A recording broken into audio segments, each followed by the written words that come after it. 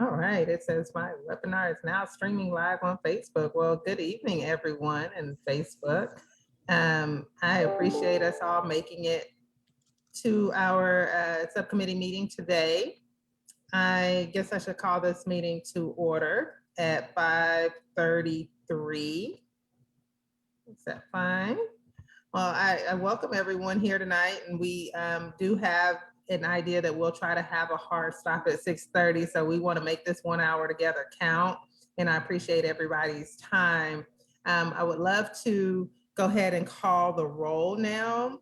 And we have an agenda up. I think it's been uploaded already. Is that correct? Yes. Okay.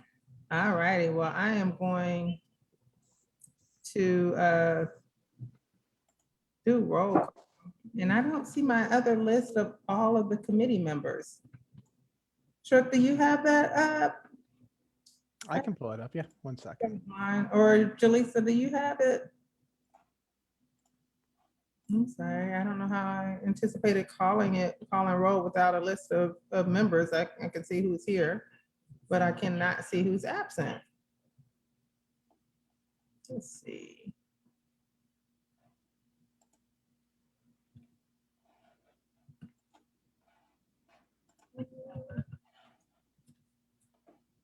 I have it up, Monique. Okay. Would you mind calling the roll for me then? If you Sure, have- no problem. Thank you. Commissioner Todd. Connie Todd. I know Connie had emailed us, Monique, that she might be out. Yes, she did.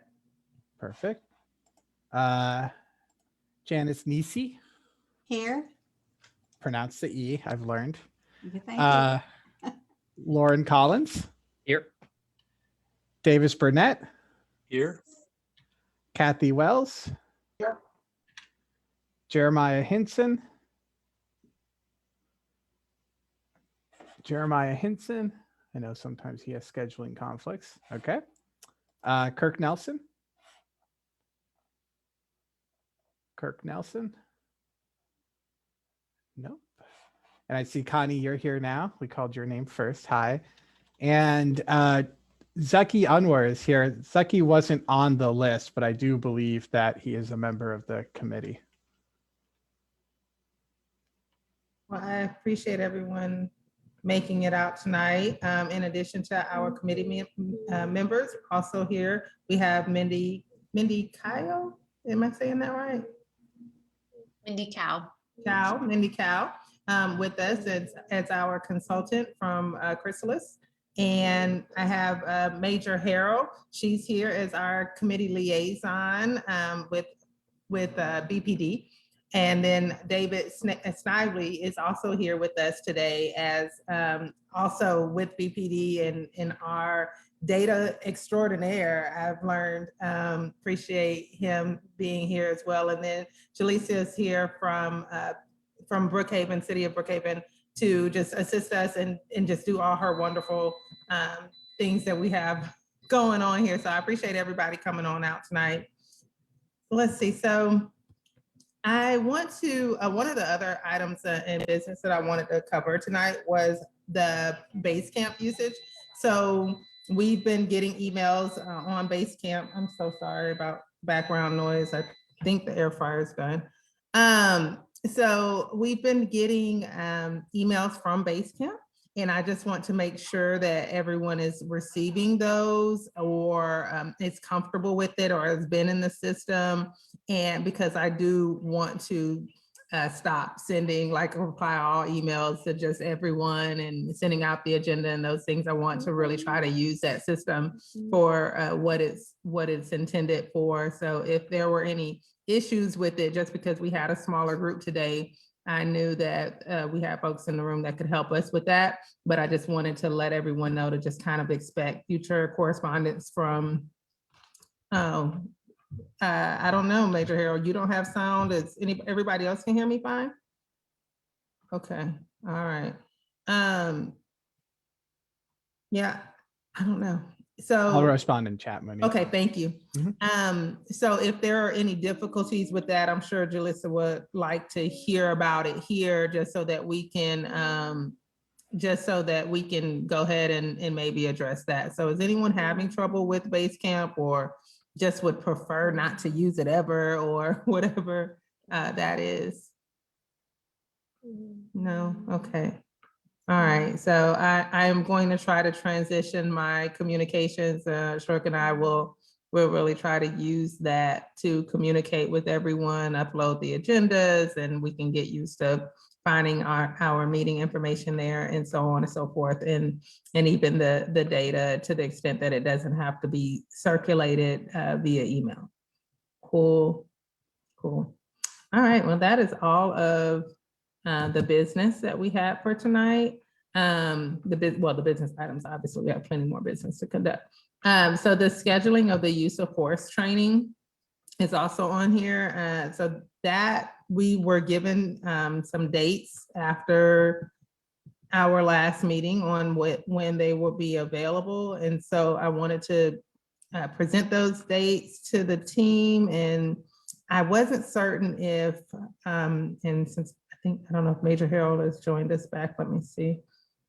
It looks like she's not. I don't know if David, you could speak to whether that training is something that we had to all attend the same date. Okay, so we needed as a committee to decide on the date from the dates that were provided versus everyone looking at their calendar and picking one that worked for them. Is that about right? Yes, ma'am, that's right. So the intent right now is that we would do the first portion of it would be the classroom-based training. So we would give the lesson plan and the presentation. That could be a blend. Anybody who wants to come to that in person, certainly there's a different dynamic when you're in the classroom. So we'd love to invite anyone who wants to attend that. Our plan right now is to do it at City Hall. We can accommodate social distancing for the committee in that room. And so we would also do that presentation. We would stream it live as well for those who wanted to attend virtually. Okay. And then the second half of that day would be the actual scenario-based training. But yes, it would all need to be in one day. Okay. And the virtual part obviously we can do, but then the scenario-based training is something that would not be able, the simulation, I guess, is not something, of course, that folks would be able to do virtually. So if you were uncomfortable being attending in person, then that part you would miss out on. Was that the understanding from the last meeting?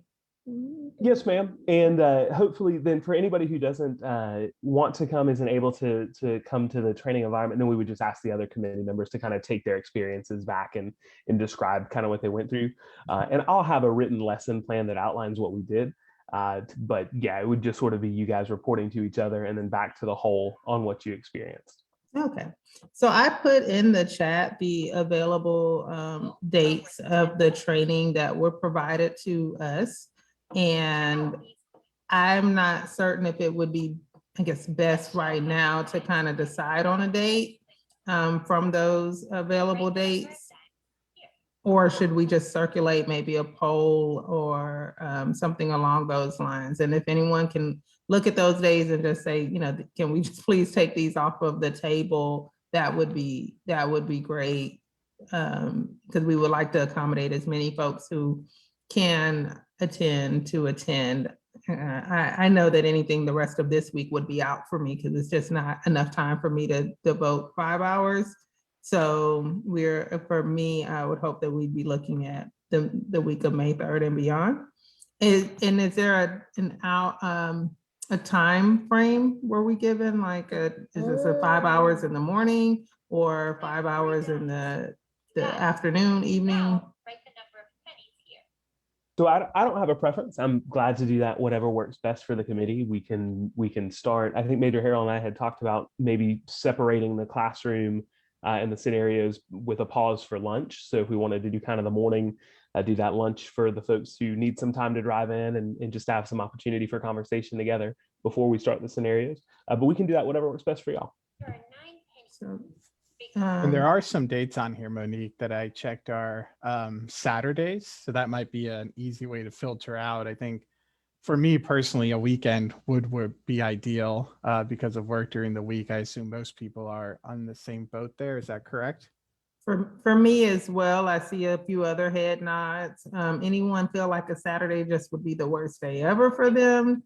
I know Davis has a gym and is probably, very busy on Saturdays. Anyone else? Or Davis, don't let me speak for you. I just thought about. No, that's that's just my favorite day because that's the day that we do partner workouts. So it's a big community, but I would make this training if Saturday was best for everybody, then I would be happy to go and attend. So I'll make it happen. So Okay. So You guys- Mindy offered to send out a survey. So Mindy, do you think you could just grab the weekend dates? Yeah. And send those. I think it's May 22nd, 23rd, and the 15th and 16th. And we can just pick between those four. And Memorial Day weekend, I don't know that that's on there. Okay, it's not. I was just making sure that was one that I already know that I wouldn't be available. So, Thanks, Mindy, Monique, for what offering to date create was the that? survey. What date was that, Monique? Memorial Day weekend, I Okay. think that's kind of really limiting our days. We may have already said that because that's 24th and 25th. So we're in May. We're trying to look at a weekend day that's not the 24th. So that sounds like our parameters at this point. Yeah, so I think we, let's see, I think that leaves us with kind of the 15th and 16th or the 22nd and 23rd. And the Memorial Day weekend is that 29th, 30th, 31st. So All right. And then just for the broader group, I had emailed Lieutenant Snively and Major Harrell about the interest from the rest of the commission. And so we'll be opening up the virtual portion for any of the other commission members who'd like to join. But the in-person simulation and experience would be limited to everyone in the committee itself, just to make sure that we can get the best experience possible. But of course, we'll give the full commission kind of the feedback on how the in-person session went. Okay. So we're going to look out for a scheduling survey for those dates, and we'll get that on the calendar and we will go from there. Thank you guys so much for making that seamless. Next up on the agenda, we have our discussion around the data that was provided, and in the I am referring to, the previous data that was given before our last meeting, and we can also combine that if necessary with the new data, because I think they kind of all piggyback. I do want to see if there were any thoughts, or David, if you were prepared to give us any type of presentation here, so we'll have some time for questions.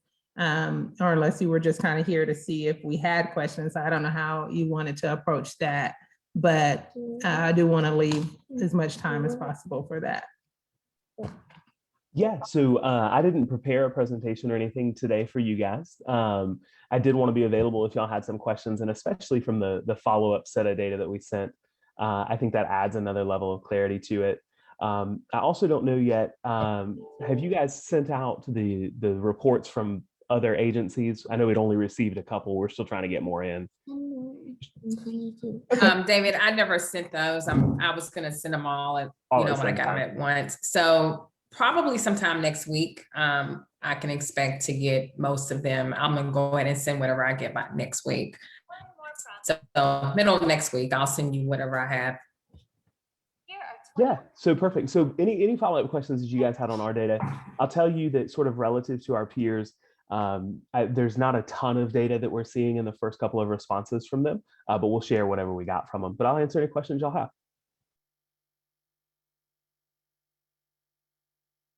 So a big topic from last time was kind of how the Hispanic data broke down in terms of actual race. And thank you for providing kind of that report that broke that down for us. Was everyone able to take a look at that? Would it be helpful to look at that together real quick?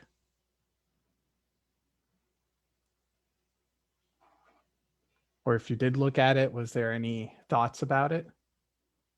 Yes, I had thoughts about it. I think it would be, information is valuable enough to actually to look at it. I'm looking at the right thing, what was sent.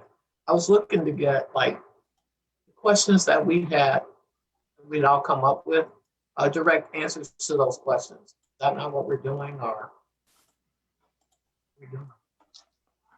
Yeah, I think Monique, correct me if I'm wrong. We had gotten the question answers from Major Harrell. You had sent those out in the attachments, right? Correct, yes. Yes, I did. I sent those out in an attachment to the agenda and tried to format it in a way. I actually copied and pasted. I didn't want to put any words in Major Harold's mouth, but I did try to format it in a way that made sense. But I also included the data as attachments, included the data and documents that were provided as well. So specifically on the Hispanic racial categories, there was a kind of a written response that was also supported by additional attachments that separated the data by race and ethnicity. So I think, I don't know kind of where your questions are, Commissioner, on that, or should we just pull that data up and see, you know, what we're looking at there? Yeah, I think it sounds like maybe what we should do is pull up the answers to the questions, just kind of walk through them and see if anyone has any follow-ups. So we have Major Harrell and Lieutenant Snively on the phone, and then we can take a look at the Hispanic breakdown as well. Okay, so I have that attachment. I hate sharing my screen because it does a lot of weird stuff. Let me see what else I have open from work. But Would it help if I shared it from mine? yeah, if it's easier for you, that would be great. Sure, yeah, give me just a second. I've got it pulled up here. Because it's no telling, like I get, when they see me online still, they just start calling and it would be weird. Can you guys see my the presentation screen? I can. Okay. And so, but do you have the Word document that I attached to the agenda? I'm sorry, I don't have that full document. I've got our answers. If you want to re-forward it to me, I'll be glad to put that one up on the screen too. Why don't we do this? Why don't I take over, Lieutenant Snively, because I have that Yeah. open, and then we can just pass it back to you for the report if we need to. Perfect. We'll keep it easy. Yeah.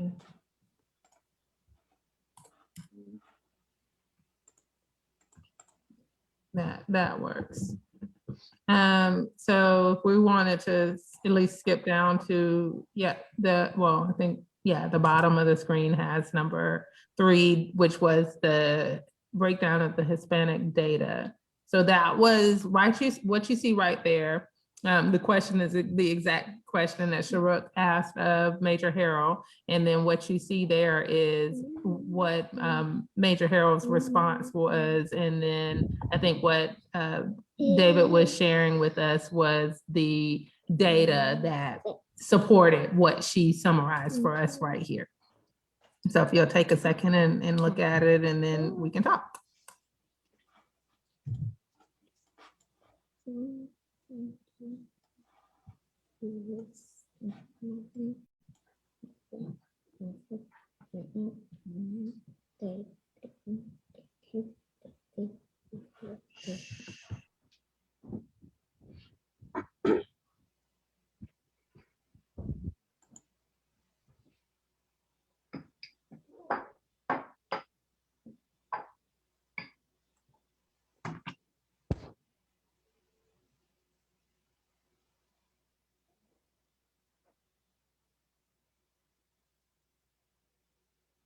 So my first question would be, when it says that they were classified as white, is this a self-identification, or is this something that the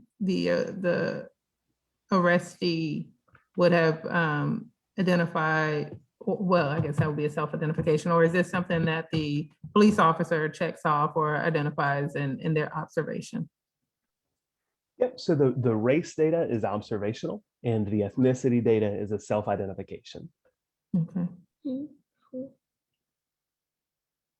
Do they go back to the arrestee to get them to make that identification, or? Yeah, so that's part of what we changed. So from 2019, even though the FBI doesn't require the ethnicity data, we started collecting it over 2020. And so we asked our officers to ask that question. Okay. And so, David, are there opportunities or does it happen that they don't answer or even understand what you're really asking them? How does that qualify in the data? Yeah, so that's a good question. And, so I guess we get to sort of the nature of survey data generally, right? Who's filling it out and how do they understand it? I think that I have not had any reports from officers that they had difficulty obtaining this data point. So my experience has been that when I ask, people are able to answer, they generally understand the question that I'm asking.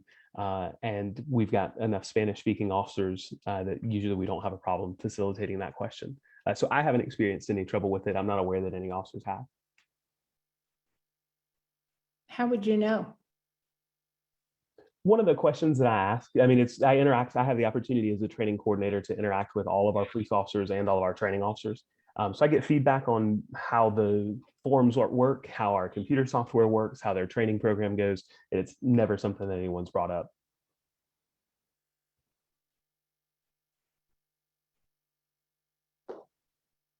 My question is, how are officers dispatched? So if you are on Beaufort Highway, say, you're dealing with the Hispanic population, so automatically a Spanish-speaking person will be dispatched or the nearest person available. How does that work? Yeah, so it's the nearest person who's available. The police department has access to what's called the language line. So through our communication center, officers can have access to not just Spanish speakers, but more than 100 different languages can be accessed through the language line. So even a police officer who speaks only English has resources to communicate with someone in their native language. But it's always the initial officer responding is always going to be the officer who's the closest officer to that call.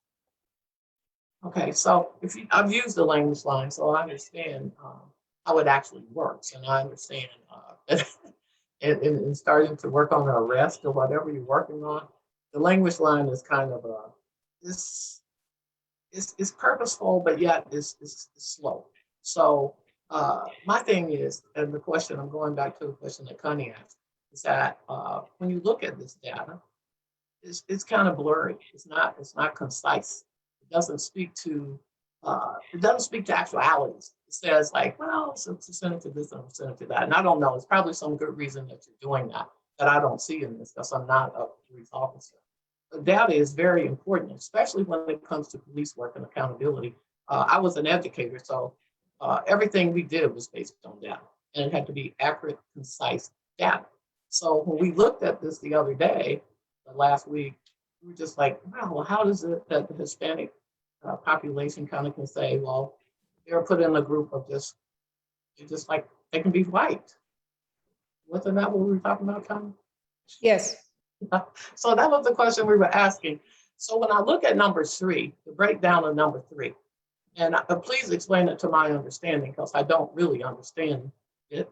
It says of the 837 arrestees who were identified as Hispanic, 827 of them, which is 98%, were classified as white Hispanic. Is that white Hispanic? Is that what that's saying? Is that what that means? Well, so not white Hispanic. And this was one of the things, you're absolutely right, it is blurry. And one of the things that we tried to make clear in that first presentation is that the United States government separates race and ethnicity. It's not a decision that the Brookhaven Police Department made. There's a bunch of emerging research that says, and I'm speaking, sort of from my school side on this, but there's a lot of research that says most Hispanics don't view Hispanic or don't view ethnicity as separate from race. They view it in place of race. So there's a lot of detail surrounding that academically, but even for the 2020 census, the United States Census Bureau, receiving guidance from the Office of Management and Budget, still asked 2 separate questions, one for race and one for ethnicity. And so that's why these data do appear to be imprecise, because race and ethnicity are classified separately. And that's where we get this overlap. So what we tried to do, and what I did in order to give you these numbers, was that I literally pulled all of those 837 arrests and line by line paired the data between race and ethnicity to try to give you a more precise breakdown, to try to be certain that we weren't overstating the white or Black population by excluding Hispanic when many people would consider that ethnicity to reflect a race. So you're absolutely right. It is a limitation in the data, and what we're trying to do is make that more clear. Yes, because we know that on the census count, that they used the term Hispanic so that they could group a group of people from Latin countries, from my education, and on the census. So people of all colors are grouped into that Hispanic population, and from all countries, all Latin countries. So that's right. And it's not just for Brookhaven, but it's a problem all across our country because of that particular grouping that we have on the census. But that was my question. I just wanted Sure. that was our question last week. I have one more. I'm sorry, Monique, you were taking a breath in and I spoke before you got it out. Go ahead. I gotta be quicker than that. I guess I thought I understood your answer last time, David, until Kathy asked her question, and now I don't understand again. Because what I thought I saw was there are 837 arrestees, and at some point after they were arrested, they were questioned or had the opportunity to identify themselves as white or Black, and 827 of them identified themselves as white. That's what I thought that process was. But then when you're like, well, I went and I pulled 837 and then I married the data, like now I don't understand where that second data point came from. If that makes sense. Yeah, so I can clarify that. The 837 people who self-identified as Hispanic, of those 827 of them were observed to be white, and 10 of them were observed to be Black. Observed by who, David? Oh, that's bad. By the reporting police officer. So they got to look at them and determine which category they all of it is subjective in essence, is what you're saying. So it's not really real data. Well, so it's very real data. I don't think that would be a fair characterization, but I think that the guidance that the Office of Management and Budget gives to all the federal departments is that race is observable and ethnicity is a self-identification. Wow. That makes sense. But it's not just Brookhaven that they see this blur in. It's everywhere. This is a nationwide problem. This is a problem with identification of race and ethnicity. I'm sorry, Kathy, I didn't mean to interrupt you. I know, Jeremiah, you have some experience working in these data that you gave reference to. So by all means, if I've misrepresented anything, please feel free to jump in. But I agree with you. You one of you, and I'm sorry, I don't remember now who, but somebody said that it looks a little blurry, and you're right, it is. And I think as a commission, that's what we're trying to do, is to bring clarity. And if not clarity to the data, we're bringing clarity to the problems collecting the data. Hey, what's the purpose? And I know you sort of mentioned that last time, and quite frankly, I think Davis helped a lot in his comments, where he indicated that sometimes federally they say you have to capture data this way. What is the purpose as it relates to Brookhaven Police and our community for collecting the Hispanic versus non-Hispanic data? What is the purpose of that? And do the police officers know the purpose? Yeah, that's a great question. So on the one hand, you have police officers say, well, we've always collected race and date of birth and name and age, and we do that because it's how we identify people in field contacts. It's the way that we look up your driver's license information. The reason that we added the Hispanic category was because we saw an opportunity to add more precision. Some of you may recall there was a Brookhaven reporter that did an article in 2019 asking some questions about that. And we had already made the decision. Essentially, it was, hey, we've got the ability to capture these data. These are questions that people have asked about us that we haven't been able to answer. So why don't we start capturing these data so that we can honestly represent and answer these questions? So the way that I'm interpreting the situation at hand is that because we have lack of data that we could use as a side-by-side comparison, just because of the way that the question is asked, either observably or, self-identified. I think what we ultimately have is we're working with what we have, right? We have to take this data with a grain of salt and always keep in mind how those questions were answered. But to me, if someone self-identified as Hispanic, I think we can interpret that again with a grain of salt to mean, you know, that if we were trying to compare or use that as a race, that it's pretty reasonable. We could reasonably assume that they identify as Hispanic before a white person. Do you know what I mean? And so I just want to make sure that we have 27 minutes left and that we get to this bigger, broader question of the breakdown of the data and who is interacting with police, and if those interactions can be interpreted as equitable, inequitable treatment ultimately. Maybe I think that it's, and I do hate to, spend a whole meeting on one point on one question, but it is such a huge question when we look at this data point, in the sense that, again, make it personal, pull over my husband, who's Panamanian, who's the same exact shade as myself, and you ask him first, he will indicate that he's Hispanic, but I'd imagine that an officer would then, I guess, identify him in this process, right? David, it seems like then the officer would have the opportunity to check the black box, because he's black box, but because he can observe my husband as being a black person, not necessarily that my husband considered himself or identified as a black person. So is that pretty much the process there? Yeah, I think that's a pretty fair summary. And I think that gets at kind of the root point that we're saying, right? Is that someone who is Hispanic may not also identify as a separate race. The other thing I'll share with you anecdotally, right? And I can't speak for all of the police officers, but I'll tell you that very often, if I'm not sure, I just ask. One of the cool things about the time that we're living in is that there's a lot more acceptance. And so there've been a lot of times where I've asked people, hey, I don't mean to be rude or disrespectful. I genuinely want to know how best to address you. Do you identify as a male or a female?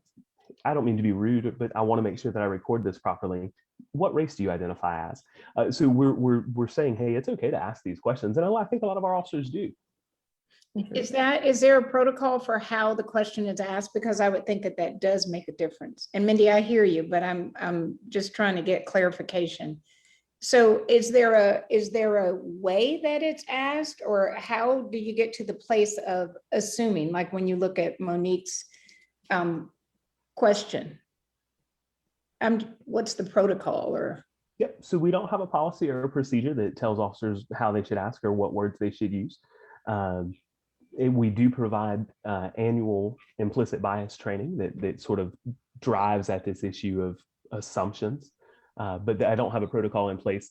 Although interestingly, I did receive a policy today on unbiased policing that we're sort of looking at as a way that we can make sure we were looking particularly at gender identity, but I don't know what else is contained in that policy. It's a draft. Jeremiah, I see your hand. Yeah, I was just going to note one that the issue we're touching on is so much bigger than Brookhaven. And when I've collected this kind of data, I actually ask those questions, and it's asking someone what their race is and then asking someone whether they're Hispanic or not. I have to ask both those questions, and no one ever responds with any kind of understanding of that. I tell them I don't understand it either. It's an issue that doesn't make sense in reporting data. A Hispanic person, if you ask them what their race was after they say they're Hispanic, they're probably going to look at you really confused. So Usually that's a larger Hispanic white. I'm so sorry to cut you off, but that's usually a Hispanic white problem. I will tell you that most Black Hispanics in America have learned to identify with being Black. I mean, and they will tell you that, many of them will tell you that they're not African American, but I don't think that we have that same trouble when you're now, if you meet a darker brown skin Mexican male, and you ask him if he's white or Black, then you may have, some of those issues, because they don't a lot of times associate with being Black or white.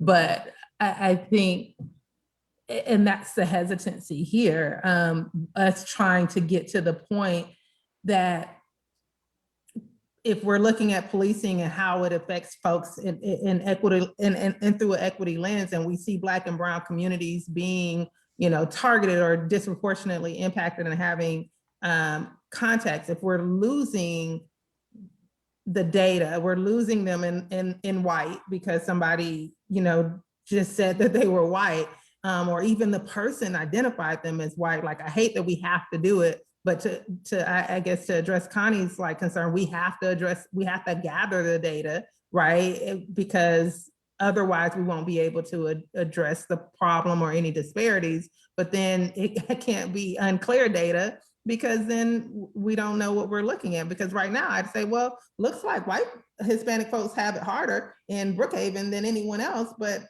I mean, are all the Mexicans along, Buford Highway self-identifying as white? Are all of the, Puerto Ricans that are in my neighborhood, are they, identifying as white? And do we just have a different concern here? So I don't know. And I think that's important, Monique, because the question is, to what end? Is there, and that's why I ask, to what end? What is the purpose, and how do we, here's the real question, does that feel equitable or fair to them? And that's where I think it is important for us as a committee to be aligned on what we're talking about and what we're trying to address. I think that's important. And the absent even of the unconscious bias, although you can't ever, separate that, but what are we trying to address? And if we don't have, whether it's good data or bad data, or just determining what the data is that we have and do we trust it, is really key, in my opinion. And perhaps I'm missing something. So I just want to read out loud Leslie's statement, because I think it was a good statement in the chat, which is, at the time, it's a good conversation we're having here, but I think really, as Leslie pointed out, this is something that we need to engage the community about, to see what the problems they're seeing with this sort of process is, right? Because I think we can sit here, we can agree that some of the data is hazy, right? And we can agree that classification of white for a community that may look a lot like me could be problematic, right? And that if there was unconscious bias and they were to look like me, that regardless of if they were classified or white or not, that there would be an issue there, right? So I think this is a good data point to actually understand and take back, as Leslie suggested, for the stakeholder engagement. And when we go out into the community and try to get feedback, include this as one of the topics to say, okay, look, this is how Brookhaven Police Department and how the US government, to Lieutenant Snively's point, is kind of looking at this racial issue. How do you really feel about it, right? And do you find issues with this, and start to really elicit feedback? And I think with that, we can put a pin in that and just say, based on the conversations that we've had right now, it is absolutely clear that this is an issue. Whose issue it is, how do you move forward with that? So it should be something that we put to the community, especially in this phase, trying to remember that the phase we're in is not the fix it phase. This is the let's look at the data phase, and we have looked at the data, and let's make that comment and try to get some other work done today, if everyone's okay with that. Everyone? All right, I'm looking for actual thumbs up on that, or head nods, but okay. What else is on these questions that we can maybe have a conversation about?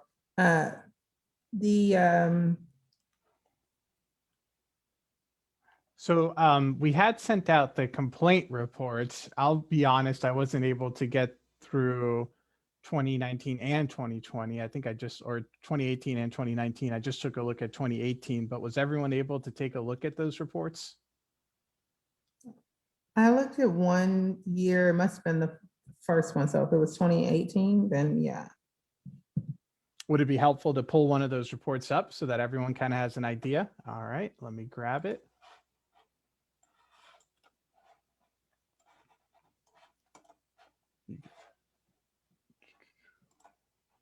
So I did have a question about the complaints being not online. It just seemed like if we had a transparency website that was so helpful, to not have that information there just almost was just not intuitive. Like I actually figured it would be there just because so much work had gone into being transparent. Was there a reason behind that information not being published, or maybe Major Harold or? Yeah, so actually I can answer that. Oh, okay. The short answer and the very easy answers, I didn't think of it.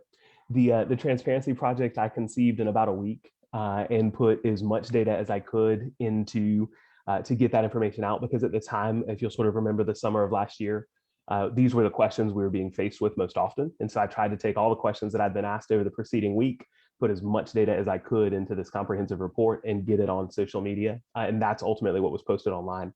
So candidly, posting the statistics on there would not be difficult at all. I don't have any opposition to it. And that's certainly a synthesis that we could at least summarize these data points, if not the details. We could at least get the number of complaints, the dispositions, types of investigations, types of complaints and categories. All of those are data points that would be easy to upload.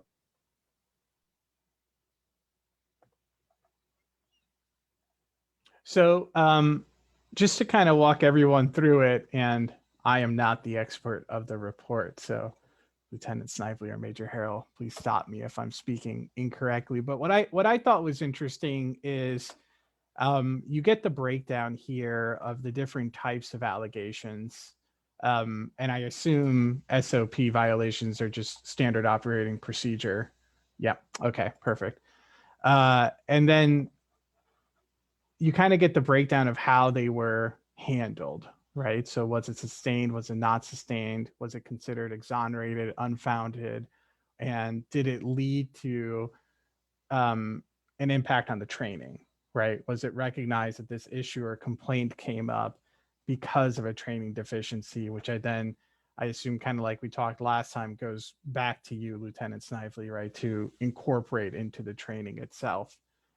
And then because I looked at this and it was like, okay, but how do we know it was unfounded, right? And a lot of that description is given down here in much more detail than I originally expected, if I was to be honest, where it breaks down each incident for each month, kind of gives understanding of what happened. So for example, here, the complainant was a mother of a 21-year-old victim who alleged that she had been raped, right? So it gives kind of what was the issue that the officer was responding to and the context behind that, and then starts to go into what the complaint was, what BPD did to validate the complaint. I think a lot of the times it's through body camera footage or through body mics and stuff like that. And I did see in a couple of situations where the complaint was found to be unfounded, but maybe the camera wasn't on the entire duration or the mic wasn't on appropriately. And so there was kind of a follow-up item that came out of the complaint because of that as it went through the internal review. So I'm open to suggestion in the last 14 minutes of how we proceed for this. I mean, I think what this gives us is insight into what type of complaints are coming in, but there's no, easy way around the legwork of we've been provided these 4 years worth of data, 2016 through 2019, and kind of reading each one of these paragraphs, right? And trying to make some sense of it and understanding. So Connie has raised her hand. Go ahead, Connie. Can you scroll up, please? Because Mhm. my questions aren't necessarily right there, aren't necessarily around the description of the complaint. My question is, what's the policy and process around, whether it's sustained, whether they're exonerated, whether it's unfounded? How do you go about that? Because I think about accountability or not.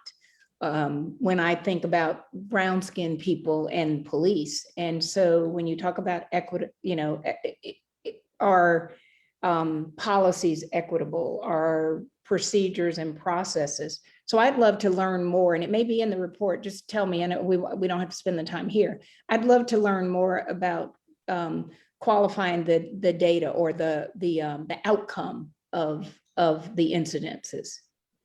How would we do that? Yeah, so if it's okay, I've actually got a trifold pamphlet that we have at our front desk that I can just email a digital version of to SJREC and have them send that to you guys. And it explains those dispositions. But the short answer is they're listed in our policy. Each of those has a definition. So sustained means that we proved that it did happen. Unfounded means that we can prove the complaint did not happen. As opposed to not sustained, which means we can't prove one way or the other, right? So unfounded means demonstrably false, whereas not sustained means there's not enough evidence to sustain it or clear the officer. And then exonerated means it happened, but what the officer did was within policy. But I've got detailed descriptions. Those are set out by our policy. I can send the relevant portion of policy and that description sheet over to you guys. Oh, great. So you'll send the policy along with it. That's awesome, David. Okay. Thank you.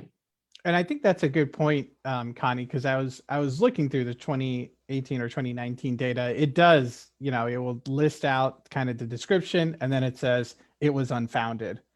And when I was reading, I was like, okay, but how did we get to this conclusion of it was unfounded, right? Because it just kind of came up all of a sudden in the paragraph. So I do think that it is worth all of our time. I know it takes time to read 25 pages worth of stuff like this, but just to kind of dig into it, because some of the insight, I think, of how the decision-making is made just through what kind of reviews are happening is in the details too, right? It's like what after the complaint was the follow-up that happened that led to the decision is sometimes detailed out.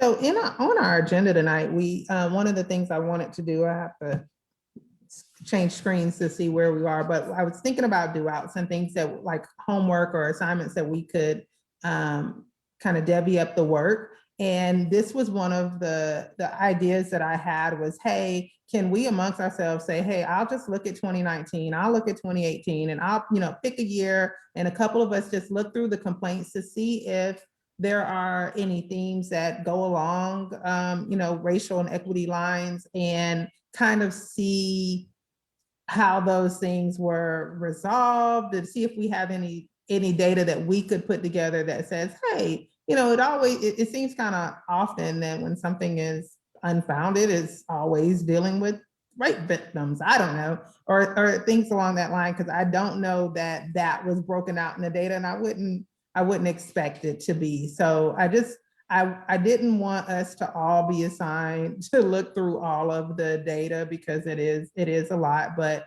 if we could just kind of commit to looking at a year or two ourselves, or maybe 1 year. We have 3 years, right? It was 18, 19, and 20.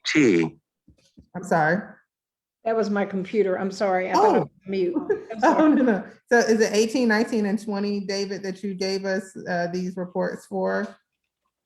My recollection, and Major Harold, correct me if I'm wrong, my recollection is that the 2020 report is not quite finished yet. Okay. I believe you have the 17, 18, and 19, or you may have 16, 17, 18, and 19. The 2020 report should be ready within the next 2 weeks. We're still working on it. And when it's ready, I'll send it over. Yeah, but if we could just look at the ones we have now, and all of us kind of take a year. So what I have to see, and I'll just send a follow-up email tomorrow with the years that we have, and just throw 2 names by it. And maybe 2 of you can just look and kind of report back on your impressions about the types of complaint, and then the I guess the disposition in light of the data, or the policy that David will circulate to us. What do we think about that as far as looking at that closely? Because I kind of saw a bunch of pages and was like, all right, I got a lot to look at today, and I moved on. So okay, that is great. Let's see, back to our list of I'm sorry, Monique, did you say you're going to assign us so we don't have to go volunteer? You're going to say, okay, Connie, you've got 2020. Yeah, I will do that if that's appropriate? I mean, I don't know of another way to get that done. think it's fine to Julissa assign and out. Mindy. Huh? They're all about the same length, so I think it's fine to assign Yeah. out, and then maybe the pairs who are assigned in our next meeting, we can just each, just kind of email back and forth and get ready to present something back to the subcommittee about that year. Yeah. Perfect. Thanks. So are we sure that it's 17, 18, and 19? I think it's 16 through 19. 16, 17, 18, 19. So that's 4 years. Yeah, let SJREC has the roster. And so we'll just throw some years behind everyone's name and then and send that out in Basecamp, not in an email. So look out for that. And what else? Is there something else on here that we can go over today in the last 7 minutes? Davis, you sent Monique and I an interesting email. Do you want to fill the rest of the subcommittee in on what you're doing? Yeah, so it turns out I have a personal relationship with a guy that is a retired lieutenant from Conyers, Georgia, that had just, I believe it was last week, spent some time with Brookhaven PD doing some personal defense tactics. And we have a relationship due to the gym and what he does now that he's retired. And I'm just trying to catch lunch with him and really just ask him, like, what is it you're teaching? How are you teaching? How's the response to it? And then, I'd like to bring that back to our subcommittee to maybe go and learn more, how does the PD receive it? I have a great personal insight on this, and that is when you train in something like personal defense tactics or how to handle somebody who's combative using some sort of martial arts or jiu-jitsu, if you don't practice it, you're not going to do it. You're always going to revert back to what you know. And if you've never been trained, then that's where really bad things happen. I've seen that play out in my own life many times with people. And so I'm just really interested in what he's doing and how he's doing it, how often he may be doing it. I don't know what his contract is with BPD. And his name is Greg Carson. So I'm just looking forward to that and then reporting back to the subcommittee. And maybe even, asking him if he'd be willing to, if we felt it feasible and needed, that he could join us on a call and or just meet, more than one, or send us some sort of detailed report after I report back to SJREC and Monique. Yeah, and I think that's interesting because I do agree with Davis. I spent many years doing competitive Brazilian Jiu-Jitsu in Atlanta, and back then there weren't a lot of gyms, and so a lot of APD actually came to our gym. And I will tell you that I've seen a lot of people who do a little bit of jiu-jitsu and think they know a lot, and there's very little difference to the untrained eye between a blood choke and something that's actually blocking the windpipe, right? Or it can really harm somebody. And so when Davis brought that up, I thought it would be a great idea to get the insight from that individual as well.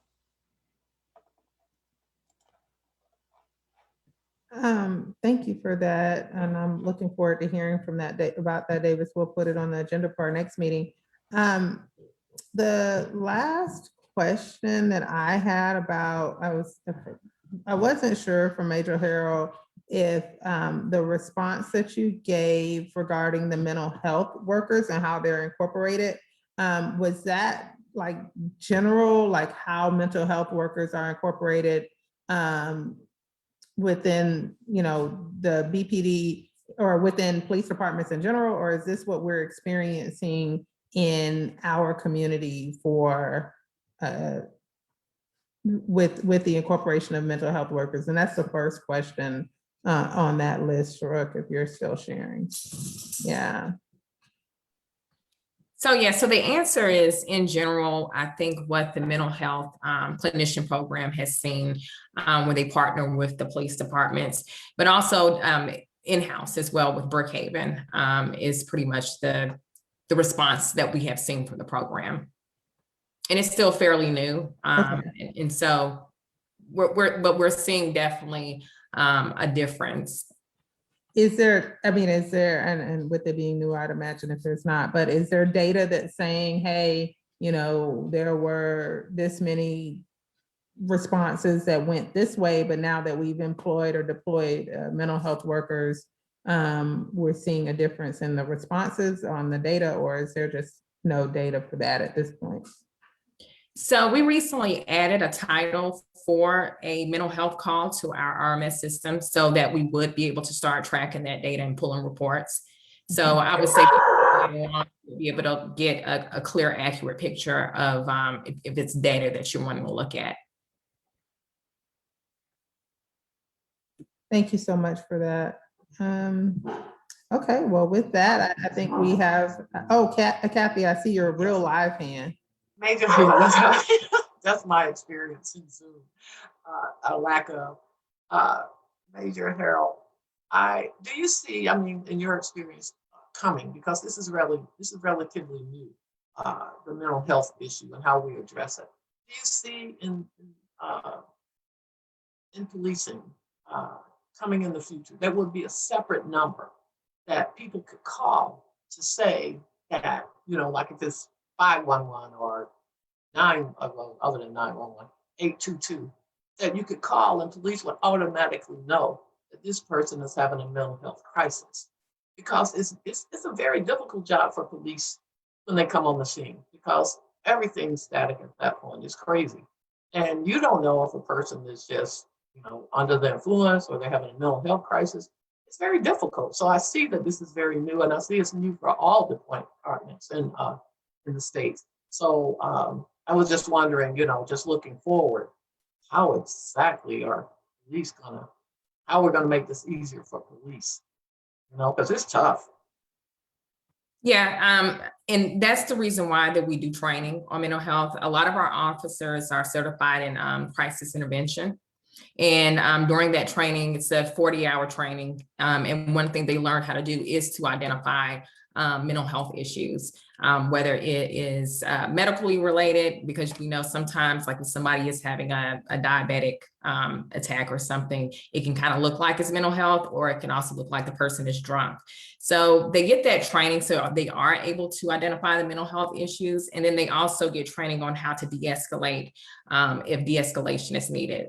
Also, our clinician program, we gave radios to all our clinicians so they could listen to the calls as they go out. Some of the descriptions that the 911 operator is putting out to the police officer, so they know if they need to step in and go on scene. And they a lot of times can identify just by hearing the call and what's going on if it may be a mental health issue. And it doesn't hurt for them to come out. And if they come out and identify that it's not, then, you know, it doesn't hurt. So, and that's the reason why that they're there. So our officers are getting plenty of training to be able to identify if it is a mental health issue, because like you said, it can be difficult because you do want to approach it differently if it is mental health versus if it's just a criminal action, correct? Thank you. Yeah, thank you. Well, team, it is 6:30. Anything that we did not cover, we will, you know, put on our agenda for our next meeting and communicate in base camp. If there aren't any specific comments or questions or suggestions for our next meeting, if there are any, I'd definitely love to hear them now as we're closing up. Hey there, little man. You look just like your mom. Yeah, he wanted to say hi, so I'm gonna let him get it out. Hi. Hi. Cutie. Say hi. We do it for the babies. We do it for the babies. I'm doing good. I'm watching Netflix in my brother's room. Oh, Okay, well, you're the best. You're the best. What's your name? What's your name? My name. Say it. Chance. Chance. Yeah. What is it? What's your name? Aiden. His name is Gigglebox. Right. He was dying to get over here, and now he doesn't want to talk. I have one of those cutie patootie. Chance, yes. Chance. Oh, I done called you Jaden Chance. and Gigglebox. That's what we're No, calling. my name's not Gigglebox. Your name. I can't tell. Your name kids get a box. Okay, okay. My kids don't think so. Chance, my nephew's name is Chance. Who's Really? Chance? Her nephew. Who's her name? Okay. Well, it was nice to meet you, Chance. Anyone else have any suggestions for SJREC and I as we move, as we're working on our, apology, have a good one, Connie. As we're moving to our next meeting. No, any conflicts with, next week? Or not next week, I'm sorry, is it 2 weeks? It's 2 weeks, 2 right? weeks. Yep. I know y'all are like, wait, what? All right, well, look out for the invites. Thank you so much, everyone, for your support. I guess we're adjourning at 6:33. Julie, do you need anything else from us? Mindy, any closing comments? No, thank you, everyone, for being so committed to having these conversations. My lovely co-chair. Anything? Nope, all good. Just to follow up from chat, I'll make sure that all of the documents that Monique sent out get uploaded onto Basecamp. So they're Absolutely. all of And our data there. we're going to try to commit to using it. All right, everyone. Thank you so much. Have a great evening. Have a great Night. evening, guys.